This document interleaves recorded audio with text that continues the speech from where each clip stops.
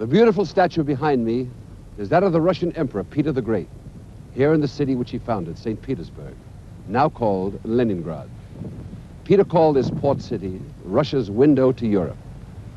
Hello, I'm Burt Lancaster. Let me tell you something about Leningrad's fascinating history. In 1917, Leningrad was the site of the October Revolution, which signaled the end of the Tsarist regime and the beginning of the Soviet state. When Lenin died, the city was renamed in his memory.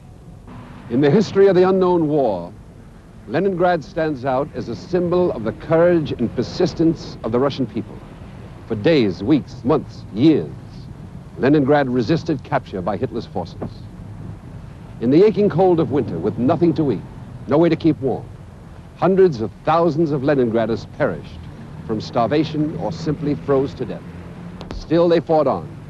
During the terrifying siege, which the Russians call the 900 days, Nazi troops encircled the city and cut off all communications. But Leningrad would not surrender. And now, that story, the siege of Leningrad.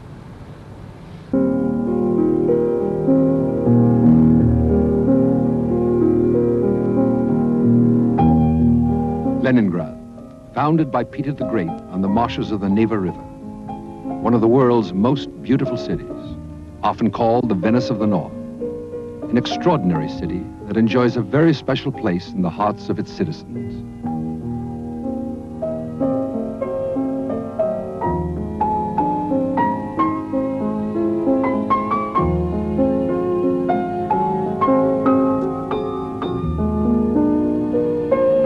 These Leningraders are the heirs of a unique past. They are ordinary people, ordinary men, women, children. Like people everywhere, they fall in love, marry, raise families.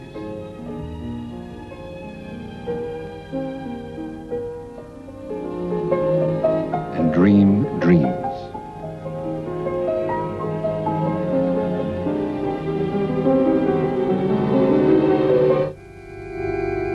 In 1941, there were over 2.5 million people in Leningrad.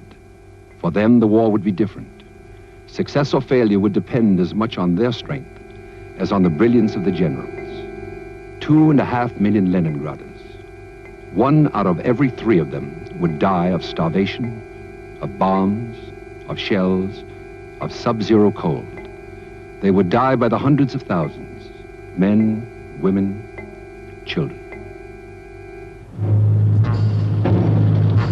Within days of the Nazi attack on Russia, on June 22nd, 1941, Lithuania and Latvia had been overrun, and the Germans were moving deliberately on Leningrad with over 1 million troops, 600 tanks, and 1,000 planes. Their allies, the Finns, were also poised for the attack north of the city. Nazi panzer divisions smashed into ancient Pskov, crushing everything in their path.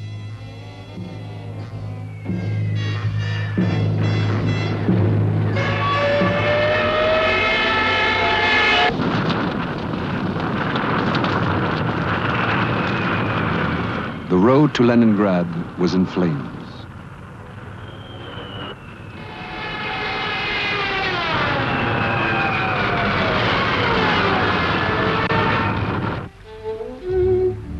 The symbols of Russian culture and style were known to the world. In this cradle of Russian scholarship and art, the poet Pushkin wrote. The composer Mussorgsky wrote his music in Leningrad. Pavlov experimented with dogs and conditioned reflexes. The ballerina Pavlova danced in classical ballet for Russian Grand Dukes. It was in Leningrad that Lenin and the Bolsheviks changed the world's political structure in 1917.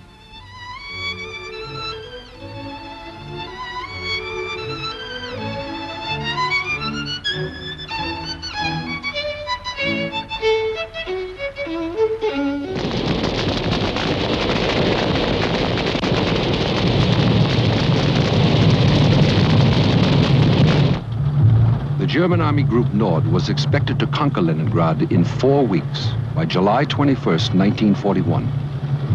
On the ground were the 16th and the 18th Field Armies and the 4th Tank Group of the Wehrmacht. Hitler was determined to capture Leningrad quickly and then send the same forces to envelop Moscow. The Nazi performance in the initial stage of the attack gave Hitler every reason for confidence. He had taken the enemy once again, completely by surprise.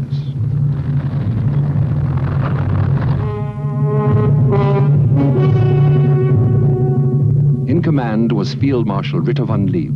Hitler predicted, at the first blow, the Russian army will experience a defeat greater than the one suffered by the French army. Leningrad was to be the first great Soviet city to fall.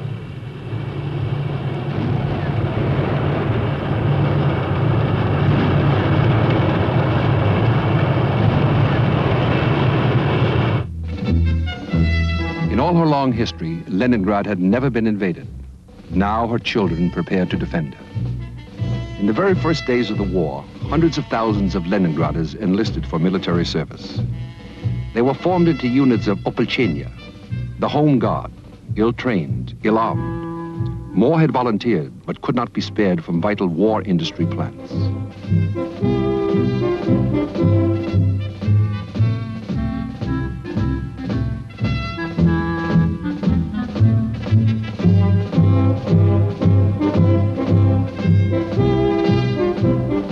They marched off confidently, almost all of them to their deaths.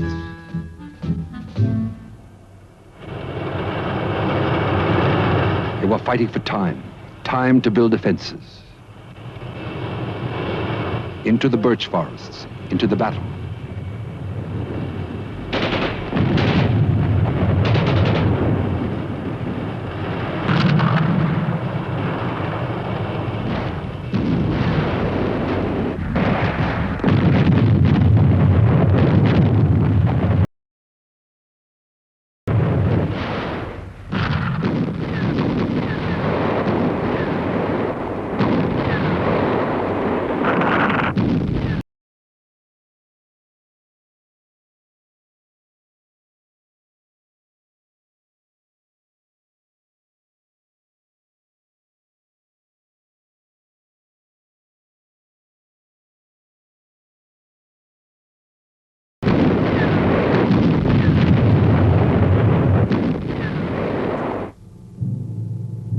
First line of defense was gouged from the earth at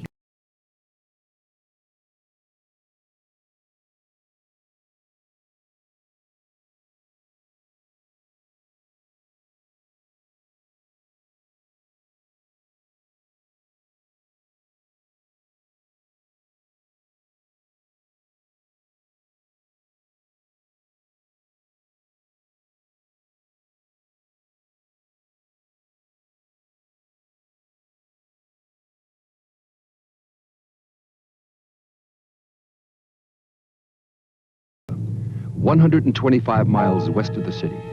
It would stop the Germans for a few weeks. There was a second line at Gachina, some 20 miles outside the city. The innermost line of barricades, 22 miles long, ran along the city limits. The defense lines were built by men and women, many of whom were unused to physical labor. Many of them middle-aged. Not a few of them in their late 60s and 70s. The white kerchiefs of the women made them easy targets. Low-flying Nazi planes took a heavy toll of the unarmed men and women as they labored in the fields.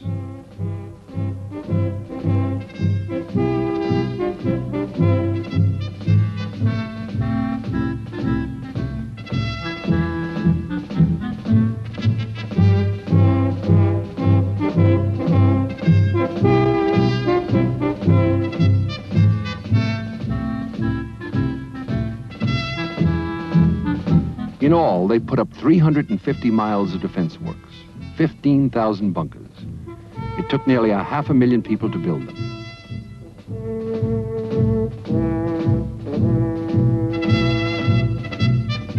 Leningraders would be able to walk to the front line, just a block or two from the last streetcar stop. Now the city was on a war footing.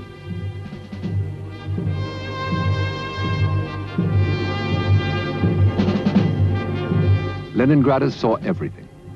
The sky, the landscape, the killing ground, through the slits of their bunkers. The storm was drawing near. Hitler had announced that the city was to be wiped off the face of the earth.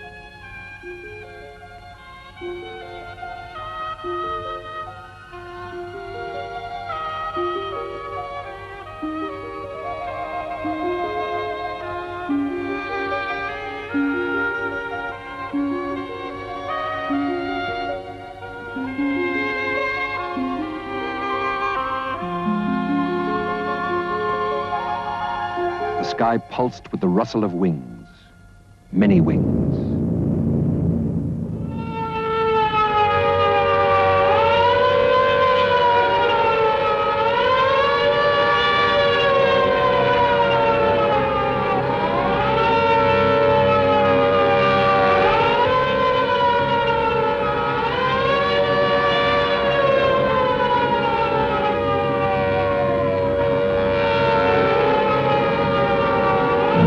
Air attacks on Leningrad had begun September 6th, but the first intensive raid was September 8th.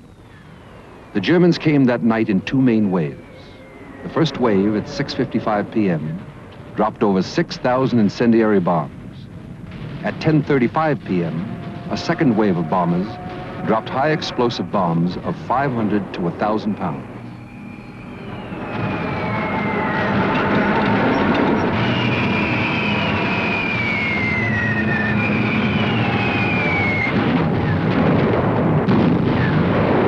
That day's air raid destroyed the Badaev warehouses, the city's main stockpile of food. It was an evil omen. Food was soon to become more precious than bullets.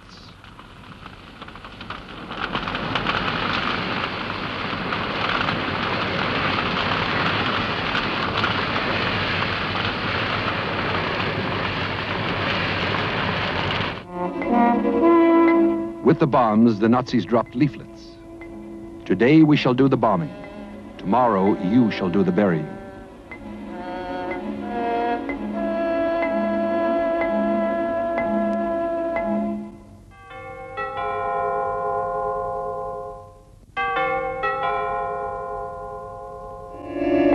The Nazi raids on Leningrad came like clockwork. Some of the bombs were delayed action missiles. They were handled with care, but not always successfully.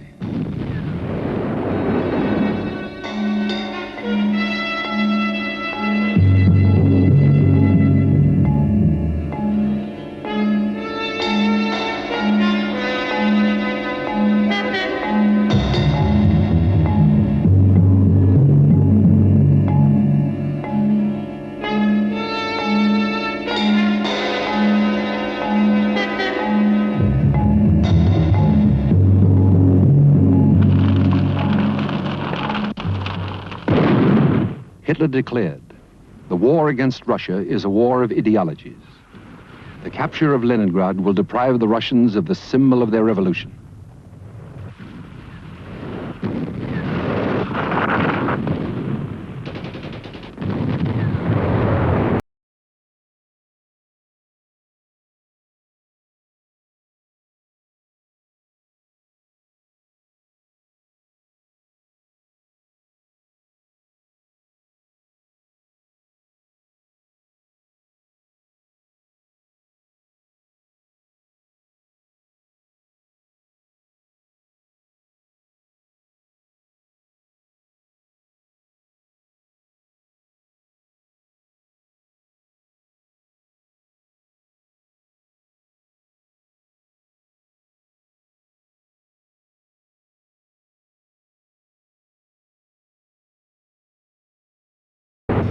Marshal Voroshilov, commander of the Leningrad armies, proclaimed from the beleaguered city that Leningrad would become Hitler's grave.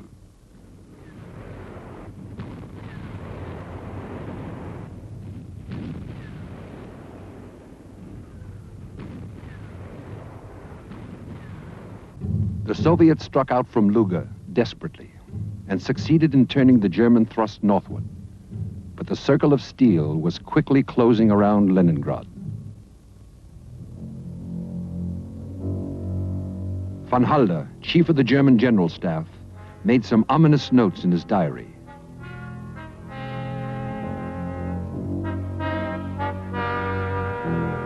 The Russians don't think of retreating.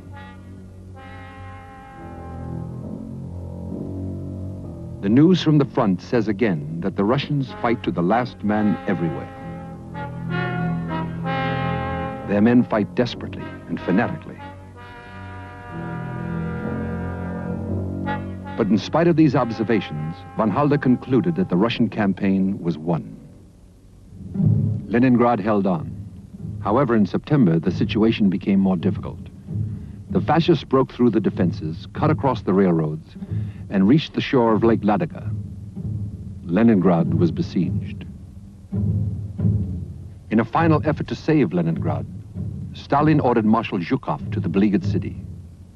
The situation was almost hopeless. Zhukov worked with Andrei Zhdanov, head of the Leningrad Party organization. The enemy could already see the spires and domes of Leningrad. Von Lieb launched his attack early in September with complete tank and air supremacy. Zhukov reached out for more reserves. The sailors of the Baltic Fleet were called out to fight as infantry battalions.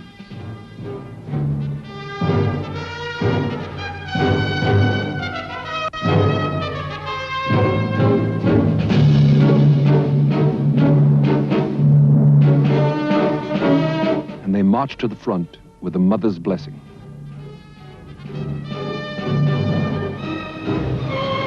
Zhukov pulled together a striking force of 50,000 men and launched his counterattack.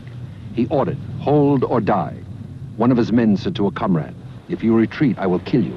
If I retreat without orders, you will kill me."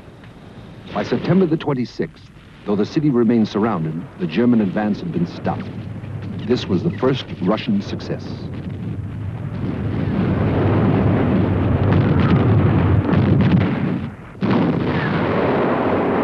In Leningrad, they were confident of final victory, but they had yet to learn its full cost. The cost was heavy indeed. It was to be immortalized in bronze and stone.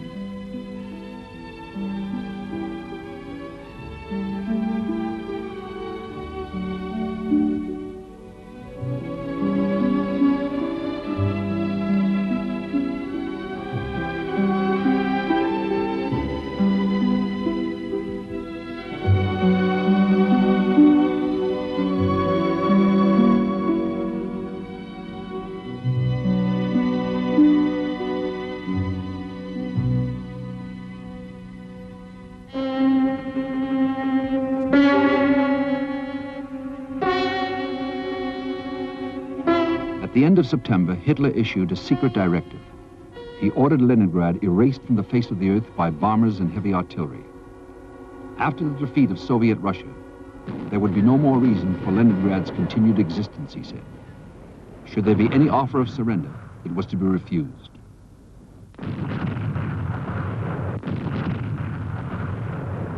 In the meantime, Hitler ordered von Lieb's panzers to disengage from Leningrad and move south for the attack on Moscow. The siege guns stayed.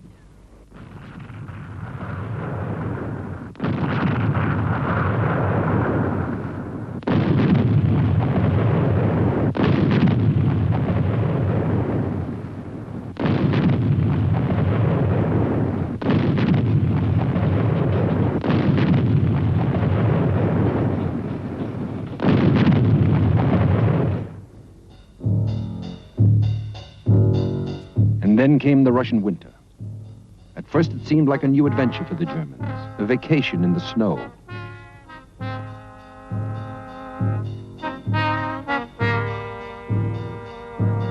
The Nazis could not yet imagine what it would be like to fight the Red Army in a winter campaign.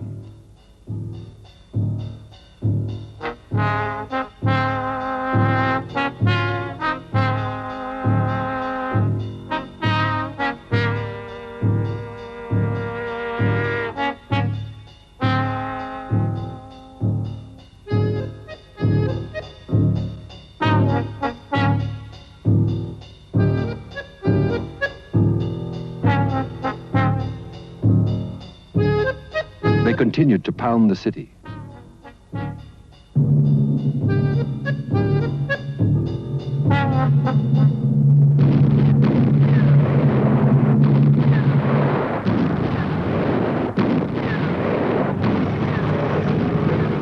In Leningrad, 60,000 men and women volunteered to support the regular civil defense units. The city's anti-aircraft fire was effective, and warnings came in good time. So the casualties from bombing and shelling were kept comparatively low.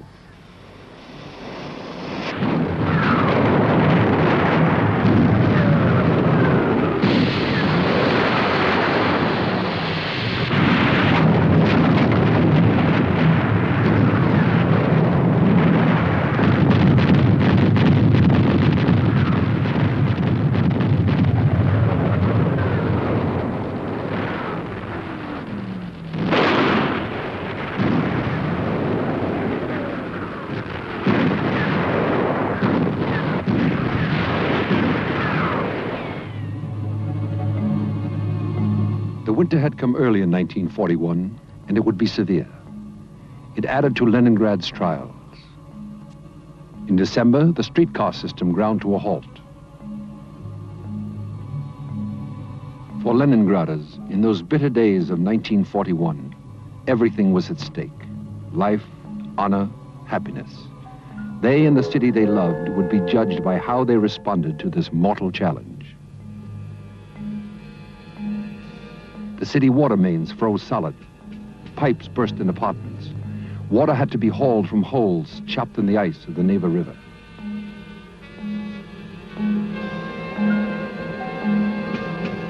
All traffic stopped. In the bitter cold of their apartments, the Leningraders began to burn, little by little, their furniture and their books.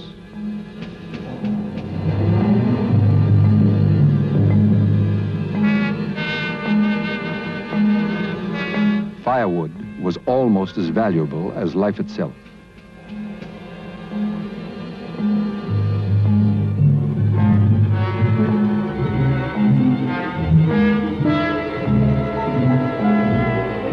And then the famine came. By the beginning of winter, rations had already been cut 5 times to a starvation diet.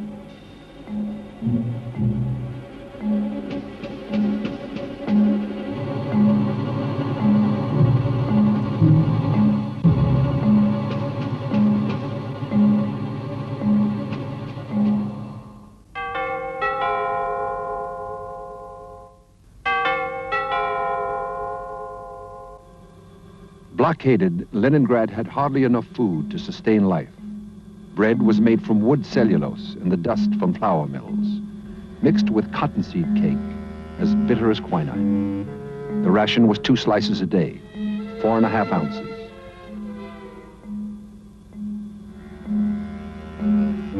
They mixed cookies out of carpenter's glue and fried them in turpentine or paint. By now, people were scraping the wallpaper off their walls to eat the paste.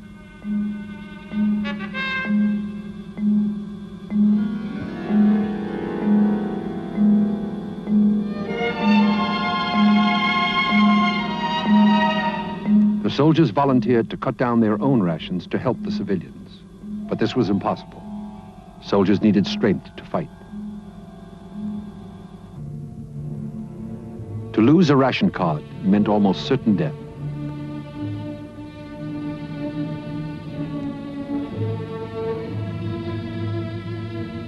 In November, the hunger deaths began. They would reach a total of more than 600,000 before the siege ended.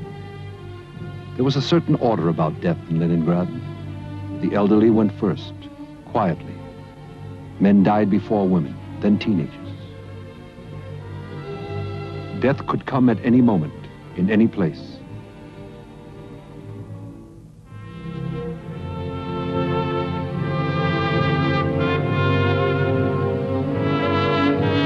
Even to infants, gone before they had a chance to live.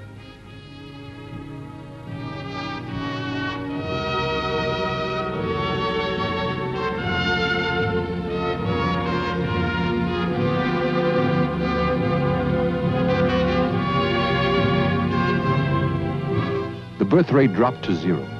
People began falling on the streets, dying where they lay.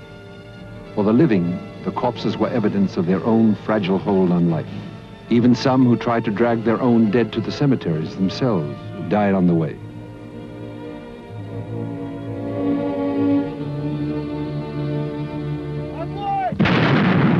who survived fought on.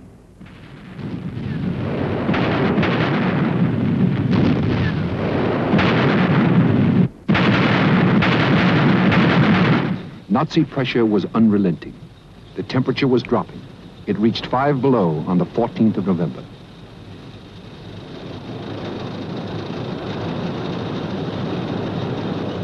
As the winter wore on, it seemed that even the meager bread ration might vanish. It didn't matter to this woman, who remembers what it was like. I came in and said, Papa, I won't eat my bread ration. If I stay alive, I want to show posterity what kind of bread we had to eat in the siege. My father said, you'll die. I said that if I eat it, I still may die. And perhaps even if I don't eat it, I may still stay alive. Oh, it was so terrible. That's why I wanted to keep that bread, so the children could see it and know how we lived. It's hard to imagine now what we had to endure during the blockade to survive. Трудно сейчас даже представить, что нам пришлось блокаду пережить.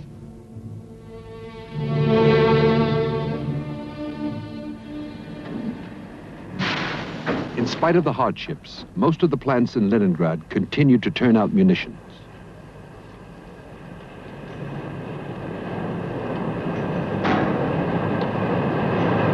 A plant manager remembers.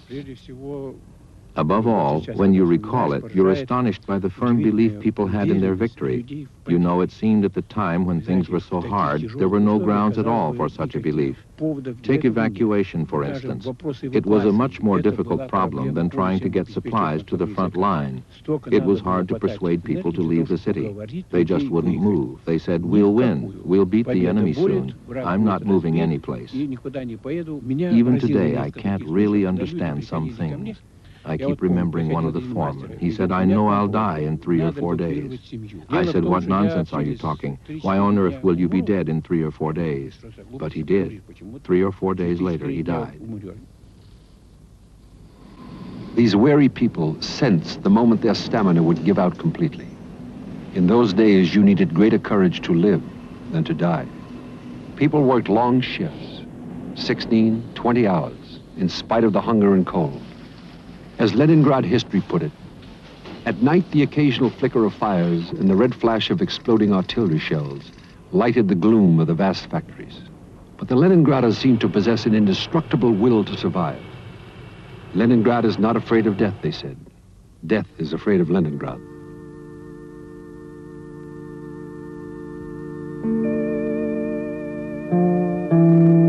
It was more than stubbornness, more than determination. It was a quiet, indestructible dedication that lasted until death. Death that took almost all of these.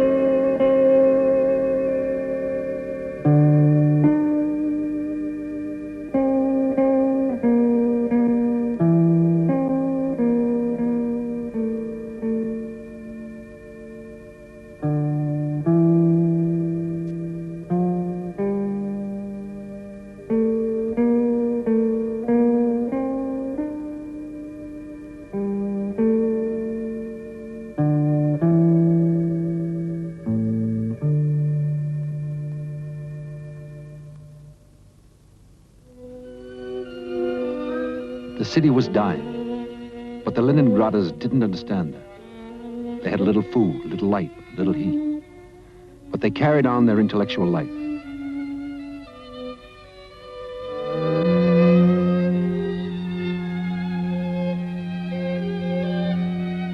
The distinguished architect, Alexander Nikolsky, wrote in his diary, "Better die than surrender. I am confident that the siege will be lifted." He designed an Arch of Triumph to celebrate the victory he believed inevitable. Dmitri Shostakovich was finishing his 7th symphony. He called it his Leningrad Symphony.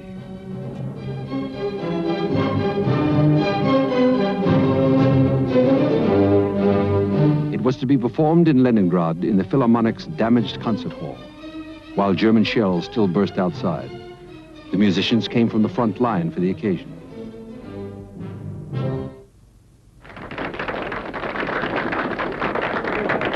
A generation later, the remnants of the same orchestra reassembled to perform the same masterpiece to the original audience.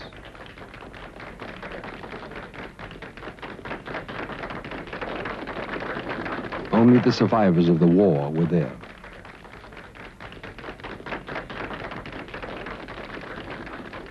The conductor, Elias Berg, was one of the few who had survived.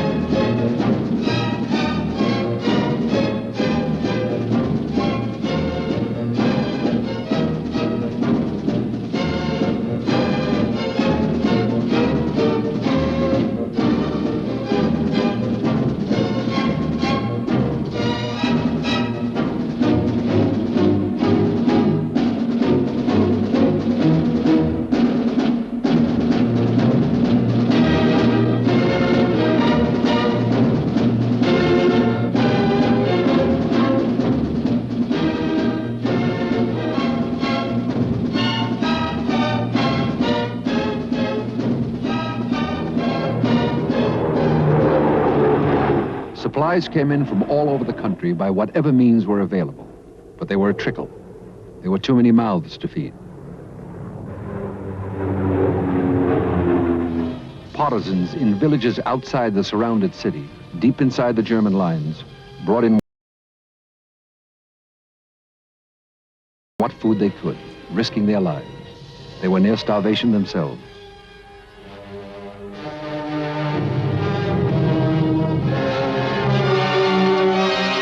But winter unexpectedly opened a road to salvation.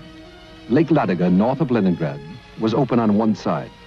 The question was, would the lake freeze solidly enough this year to support the trucks? The ice held.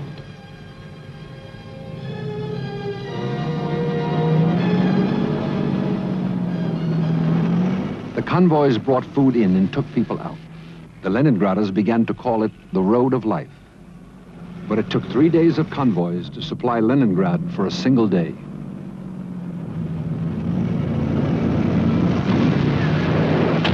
Early in January 1942, Leningrad was still on the knife edge of survival. Never had the city been closer to starvation. It was the most frightful period of the siege. But what did come in saved many lives.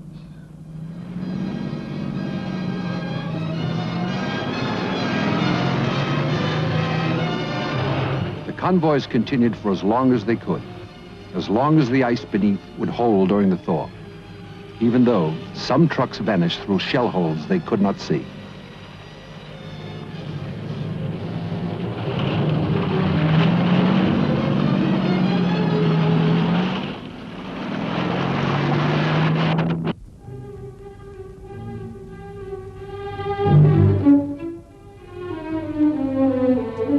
The spring of 1942 brought new hope, but it did not erase the memories. The city began to stir. It was not a rebirth, just a reaffirmation of life. People were very weak from lack of food, some so feeble that their bodies could not accept the nourishment they were given. They died of eating. But now the Leningraders attacked the mountains of rubble. The streetcars went back on their tracks.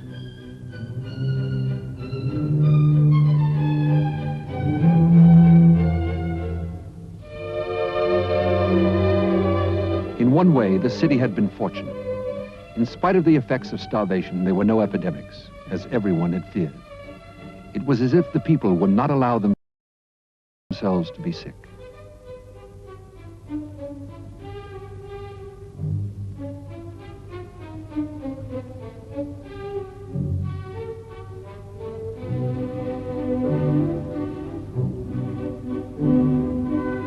As the spring began, the starving people renewed their battle for survival. Freighters reappeared on Lake Ladoga. A pipeline was laid on the bed of the lake to bring in oil. The unknown war will return in a moment. The Siege of Leningrad. Motorboats towed in tanks full of fuel.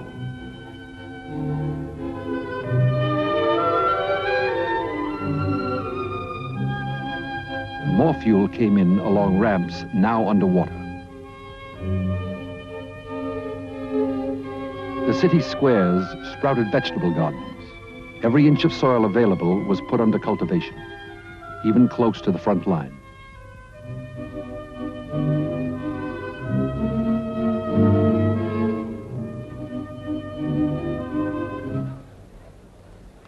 Goebbels had predicted, Leningrad is doomed to die of famine.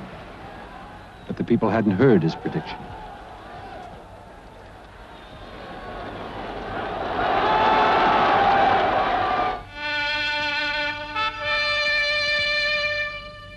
Now another honor could be added to the record of Leningrad's achievements. Not a flag or a banner, but a recognition of their survival to be treasured no less than the mementos of former military victories.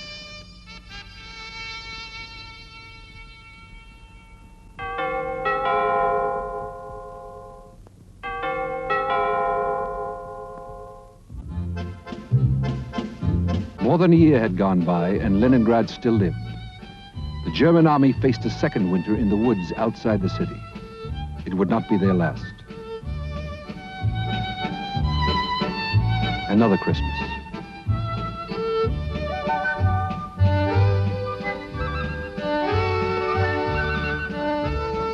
Another winter making gifts for their children far away.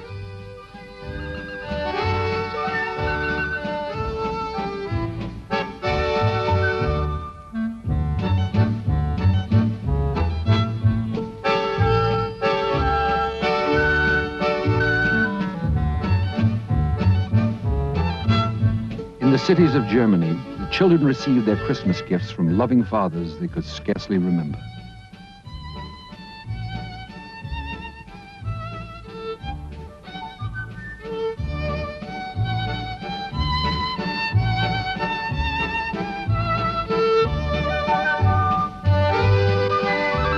The same fathers who were shelling Leningrad's children.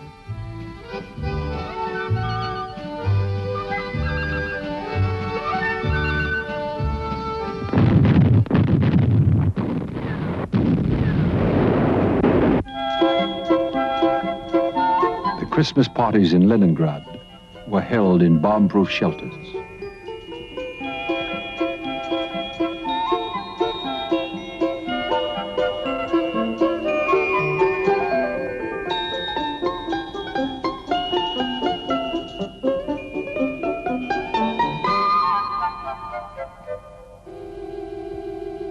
Every child got a present, a sad little lump of coarse black bread.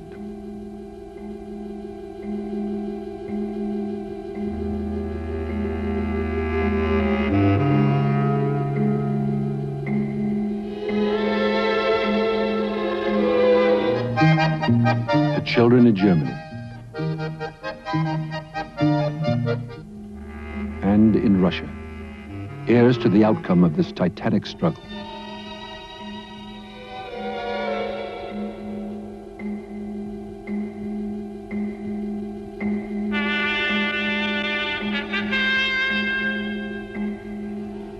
A child's existence in Leningrad was down to the bare essentials. As far as possible, the children were kept to a familiar routine.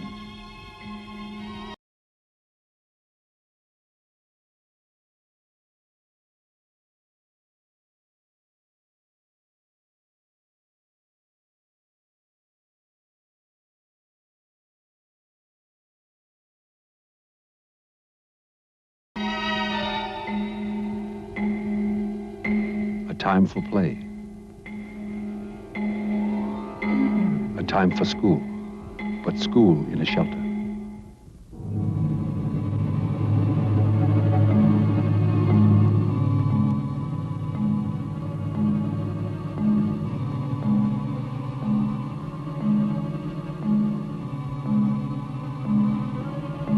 The children of Leningrad became acquainted with death before they could learn the sweetness of life.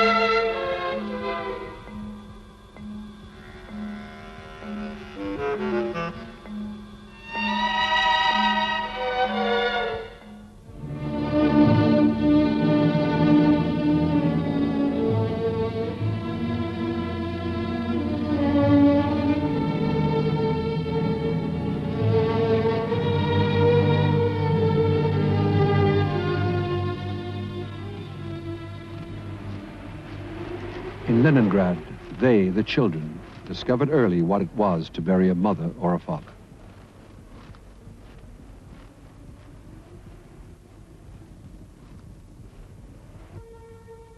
The children were the first to be evacuated across Lake Ladoga, under fire.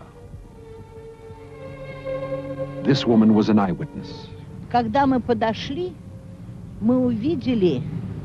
When we came near, we saw the white things drifting. It was small white caps, the children's caps, and they drifted on, many of them.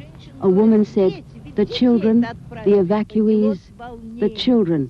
Everyone got so frantic. Без слез трудно рассказывать.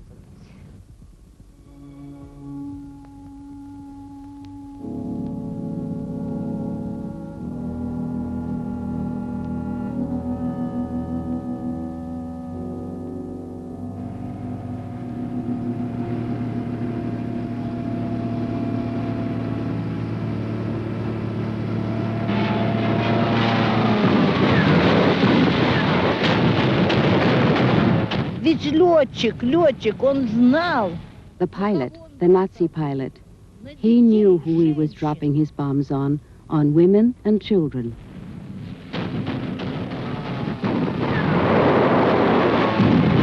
Одна мамаша так кричала, потом потеряла сознание. A woman burst out crying. She was almost crazy. Then she fainted. Her daughter was aboard that ship. The grown-ups' hearts were broken. That was the first time I cried, when I saw all those small white caps drifting along there on the Neva. Здесь панамки.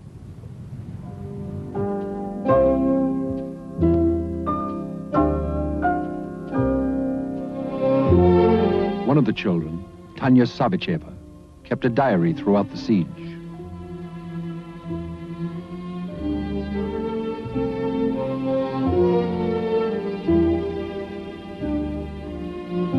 Zhenya died December 28, 12:30 in the morning, 1941. Grandma died January 25th at 3 o'clock in the afternoon. Uncle Vasya died April 13th at 2 o'clock in the morning, 1942. Loka died March 17th at 5 o'clock in the morning, 1942. Uncle Losha, May 10th at 4 o'clock in the afternoon, 1942. Mama, May 13th at 7:30 in the morning, 1942. The Savichevs died. All died. Only Tanya is left. And then, too, Tanya died.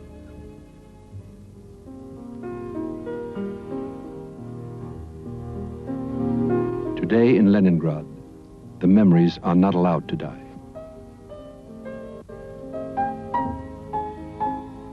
This is Piskarov's cemetery. It's quiet now in this great expanse of Leningrad soil, in spite of the visitors. A fitting quiet, for 600,000 people are buried here, some say more. The total number of dead from the siege of Leningrad may have been as high as 1 million, and most were claimed by famine. Today in Leningrad, it's difficult to find anyone, any family, who did not lose a loved one during the 900 days. This tragedy will never be forgotten by those who survived.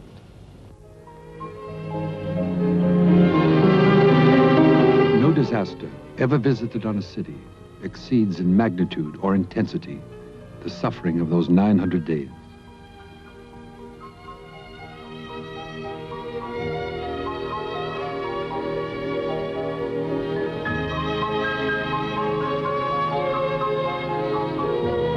Mama, I returned the bread that you gave me.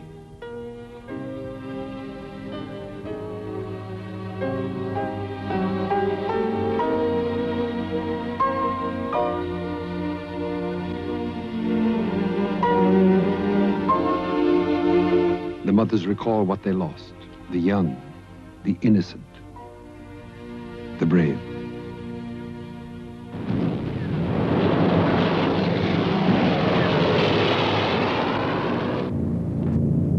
As 1943 began, the Nazis reaped the whirlwind. Hitler had conquered other cities in days, other countries in weeks. Leningrad had defied him, invincible. Now she would reply.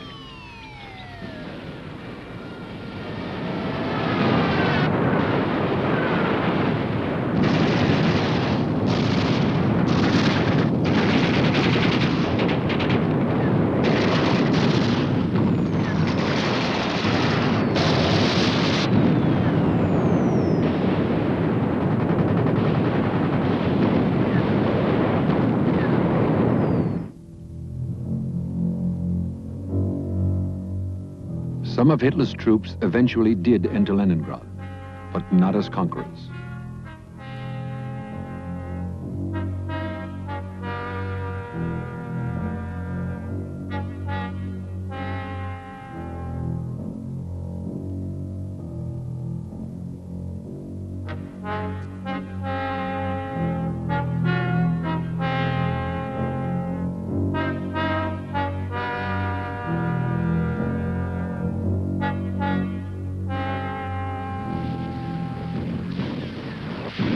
The first major Soviet offensive launched nearly 200,000 men on two fronts on the Germans in their defensive positions of concrete and steel, some 3 stories deep in the ground.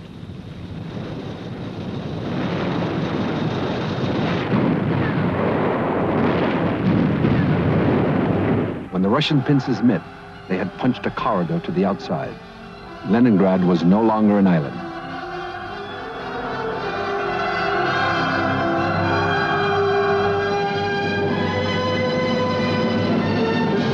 Leningrad had survived an ordeal that had started 6 months before Pearl Harbor and extended until 6 months before the Normandy invasion. The 900-day siege of Leningrad, the longest ever endured by a modern city, had come to an end.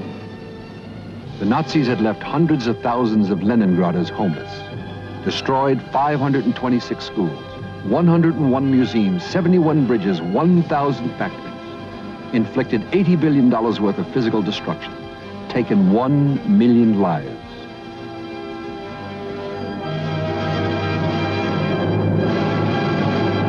The poet Olga Berkowitz wrote, "From the place of death and ashes will rise the garden as before. I firmly believe in miracles. You gave me that belief, my Leningrad." But as they savored their deliverance, there was still more than a year of fighting facing Leningrad. Longer still to the end of the unknown war.